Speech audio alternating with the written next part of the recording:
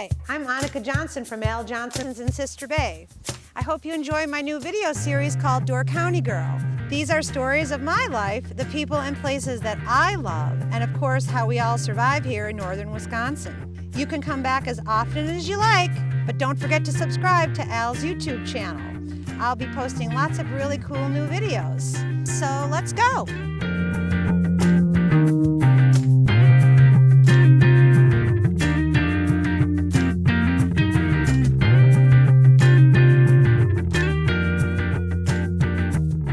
Greetings, everybody. Hey, from Door County Girl, now Door County Dude. This is Rolf Johnson with my good pal Kit Boots. We're wearing some classic Al Johnson's tees. You've got one of my favorite of all time. This is the pancake. Tuxamica. Yeah, exactly. And I've Pancakes, got lingonberries.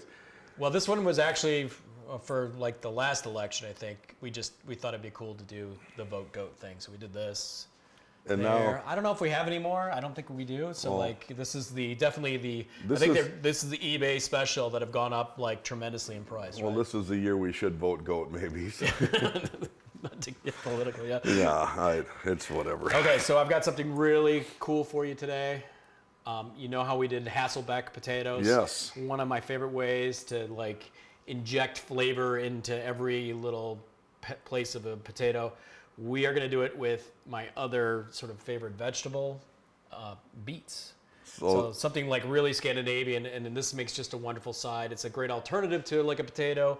It tastes really good. I remember the first time I had a beet. Do you remember yours? Or Yeah, I got a... Isn't that you can't share the story or what?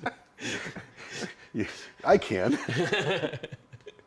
But the first time I had beets, I was out in fresh beets. Fresh beets. I went to a restaurant of fresh beets, and I was taking an EMT class afterwards. But I had beets 2 days earlier, and I was sweating bullets for 2 days. If you've ever had fresh beets, you might know what I'm talking about. Oh, okay. Mine was I was in the hospital. I had some rare childhood thing, nothing major, and my grandma, my Mormor, was there, and she was like looking on, we were picking out what you could eat for your meals, and she's like, oh, you should get the beets. You should get the beets. And I'm like, I'm like 6 years old. I'm like, beets? I don't know. She's like, get the beets. I'm like, okay, Mormor. So she got the beets, and I tried them with my food, and I'm like, these are really good. Where you been hiding these all the time? Yeah, I know. I'm like, I've never had beets before, and like these are really, really great. This one is neat too because it roasts them also. So you can take the skins, you go through the whole preparation of roasting them in the oven, taking off the skin. Don't do that. Just make it easy on yourself. Buy the ones that are ready to rock. Oh, these are so these come in a cryovac package? Yeah, the cryovac package. My wife buys these, and they're very good. Just when you open them, don't open them on like on your fancy white quartz or marble. They're red. Take them to the sink. Open the package there, drain it, put them in a colander, drain them out. You can see we drained them out. There's still going to be some red. You're still going to have some. Oh, they're going to stain. I'm excited to see Rolf get really red as he cuts them. Yeah. So Rolf went into like on the Hasselback potato thing. You went into like a great demonstration on how to cut them without going through without cutting through them, because that's the other important thing, because we want to be able to sort of fan them out. If you cut through them, it's fine. It's not that big of a deal. They still sort of stick together, and you can still do what you want to do. Sure. So, yeah. So that's the first thing we're going to do? Yeah, so I want you to cut the beets here. So I'm also going to heat up. I've got some butter. I'm just going to throw butter. Now, can I use a chopsticks to cut the beets? You can do it however method you want. I actually figured out, I made up a new method this morning when I was preparing the other ones ahead of time. All right. Oh, you gotta go wider. Yeah, there we go. Look at that. So Ralph's cutting nice, good size cuts, but then when he gets to the chopsticks, it keeps it from going all the way through. So it's precision. Yeah. My technique was, I noticed, because I keep my finger underneath the knife, like I always have it there, and when my finger hit, I'd stop cutting.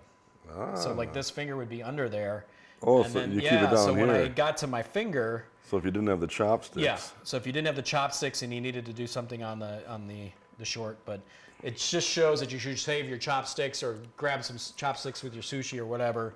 You can keep them around. You can use them for some other stuff, or just throw them in the dishwasher. You can use them again and again.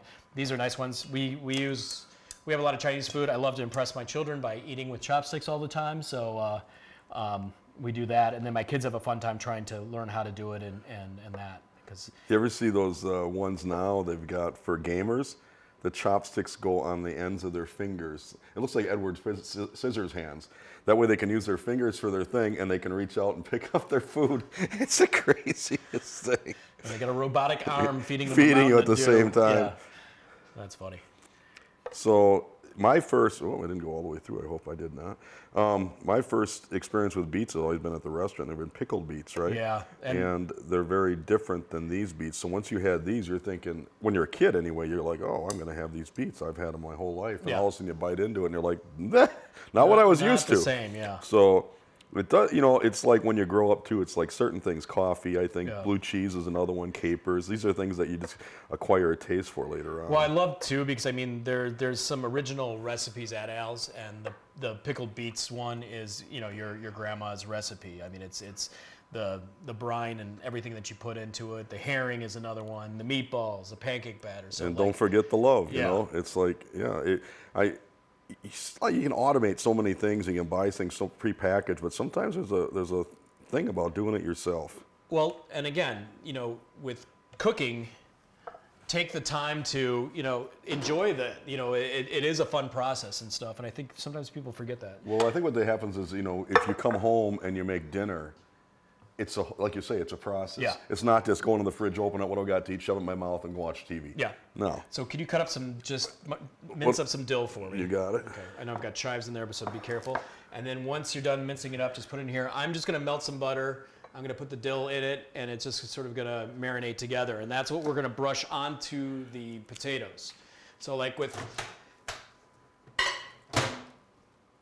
So you're mentioning the red in here. They use, to this day, they still use beets to color things, not all just food items, but still look Yeah. like tie-dye and stuff. I remember when I was in 3rd grade, we all made tie-dye T-shirts with our teacher back then, Mrs. Akerley. Yeah, there was a lot of sort of famous paintings even used. I remember They have, using turmeric. yeah, We used beets. They use food items to do everything here. Okay, so all I did was heat up some. You can do this on a stovetop if you want. I find that it's just sort of easier just to melt the butter. All you're going to do is add it. It's still going to bake in the oven. It's still going to roast in there. Do we want more than that? No, we're just going to pick that up. Okay, put that in there. Put that right in there.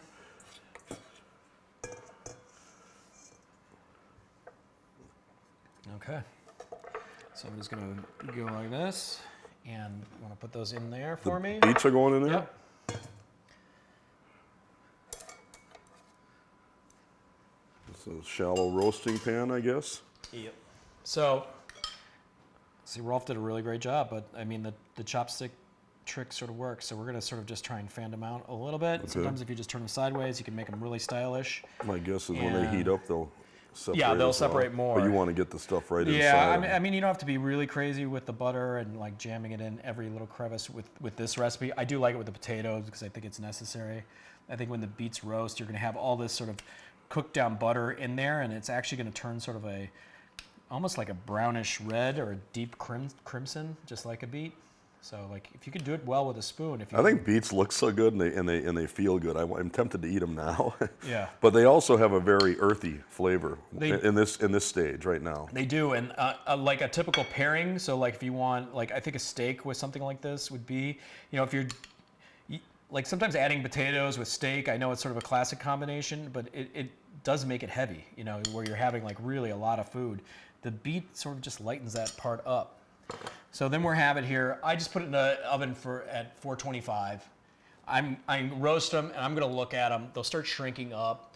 Give it about 15 minutes. Give it an eye. 15 minutes is sort of right around the happy time, but you can see beets aren't all made the same. There's some huge ones. There's some small ones. So the ones that I did earlier are larger, and that's the ones that I'll be secretly pulling out of the oven later on here. My buddy Rick Patsky, he's got a side job. He used to be the president of the United States Curling Association. Uh-huh. He lives up in the Chain of Lakes area, Wapaka. but he just recently sent me a photograph that he was helping a buddy, I want to say it's North Dakota, with sugar beets. Oh yeah. And they're like this big. They're crazy, but that's where we get most of our sugar from, in like the northern regions, because we don't, there's sugar cane that comes from like sugar farms down in the Caribbean and Florida. Anywhere where it's then warm. For us up here, It's a root beet sugar vegetable. is the way to go. And in fact, like the Swedish syrups are all refined, like their molasses isn't molasses. It's just a cooked down beet sugar that gets that dark color. So like the mork is that's the dark one, and then they have the sort of lighter. We have two different colors. They're used a lot in baking, also a lot in the candy making, like if you're making like caramels and some other stuff. Sure. Like And we always, and now that you mentioned, we've always had that in our cupboard when I was growing up. My mom would make knick and stuff like that, the hard candy, and usually dark stuff. I love that flavor of syrup. It does have that sort of, it carries that earthier flavor with it. If you did like a cane versus that, and they weren't like refined down, because I mean the process of making sugar is just a pretty intensive process. But like if you had both of those, you'd be like, wow, this is really, really good. Not to nerd out on sugar or anything. No, but so we are going to, again, set the oven 425, give it like 15 minutes. Look at it. You want to see the butter will be bubbling, the beet will shrink down, and it will sort of start to separate. So the next thing we're going to do is really the show of the star that's going to really pop the beets. So I've got really simple. We're going to dice up some chives. So some more chives. We got dill, but we got some chives. If you get some dill in there, that's not a big deal. Like how many chives? Well, like about half that. About half of this? You can just dice it down half. Yeah. And then we're going to take a cup of sour cream, and then we're going to do a half cup of goat cheese. So I've got our friends, my friend Rachel and Jesse Johnson. Yep. They make this at Door County Creamery. I love the truffle. If you want to just sit down with a bag of potato chips and the truffle goat cheese and just go to town, because that is maybe the most perfect thing to snack on ever. He's got a great one too, doesn't he, do with the ramps? Yeah, that would be the one that I would love to do with that. We're just out of season right now. Yeah. I mean, ramps aren't in, so like I was looking for that one originally. I do love the truffle one, and we're only going to use half of it. So the side effect is I get to chomp on this later. Actually, smearing it on sandwiches are really great. I love theirs because it has a nice creamy whipped texture to it too. So it will work well with this, because basically we're just making like a cream sauce or like a heavy thing, goat cheese sauce that we're just going to put on top of the beets when we're done. And certain goat cheeses to me don't always sit well, but all of Jesse's goat cheese have been phenomenal. Yeah, and I really like the ones with the ramps. They sourced it in one spot. Yeah. I mean, they're really particular on what the goat eats and stuff like that. Him and I had lots of foodie discussions about that. They do a really great job. And he is a foodie. He knows what he's doing. Oh my gosh, yeah. So. We go camping, and he makes some crazy stuff that I would never cook at a campsite ever. But the food part is glamping, for him. I mean, it is like, gourmet. it was cool. I mean, we're eating octopus and stuff like that. It was crazy. So you're gonna do the whole thing there. You're gonna put in that cup. This whole thing? Yeah, the whole sour cream. We're making a lot. This would be like for four of those beets, or just a good amount. You may have extra over, but just again, you can use it as dip for vegetables. You can use it on sandwich. The chives are going in here too? Yeah, the chives are going to go in there, and then like half this container are going to go in there, and just take the immersion blender, blend it all together, and we will get the beets out. Let me get a plate to make them pretty. And all the cheese. Right, half of that. Half of this. Yeah, so that's half a cup basically. So full cup of sour cream, half a cup of the goat cheese, and you can get the little logs. Those work really nicely too. I just love the texture. I love the flavor, and I love local businesses around by us. And if I can, especially when they're as good as they are. Especially when they do make an awesome product. So, I mean, I think that's one thing we're so fortunate about. Actually, you could just mix that with that. I don't even think you need an immersion blender. Really? Okay. Don't you think? Yeah, I think we're doing a nice job here. Okay. Funny Jesse story. We got a goat parade, every year. Yeah. And the first year they had the goat parade. I'm just gonna put a little pepper in there. We were the only goat that showed up. It was kind of a last-minute deal, and I remember we watched one goat through the parade. Remember, there was Inky. I remember that. And the whole town followed us. Yeah, I remember that. There were people everywhere, and I remember we were waiting for more goats, and finally the gal that was in charge, She's like, we gotta go. Paige, was it right? Yeah. Yeah. And she says, we just got to go what we got. So it was my son Jesper marching down Inky and people were, it was like Fall Fest. There were thousands of people that made this drive to see this goat parade. And I heard grown men going, I drove 5 hours for this. And I heard little kids go, I know, isn't it great? So you had this mix in the crowd, and I thought, well, at least we have a goat, you know. That was my first goat parade. So it was you and I said, well, Inky doesn't go on the roof, and they demanded it. It was like, Attica. It was like a riot. Yeah. And so Kit and I sat there. I was like, you know what? We got some baby goats. It's not going to happen with Inky. But no, Inky wasn't about to go up there. So Kit and I figured out, we got our buddy to go pick up some baby goats, and we carried them on the roof, and it was a roar of applause. Yeah, it was crazy. It was neat. And then the following year, the weather was horrible. And Jesse shows up, and he's the only one that shows up with his goats.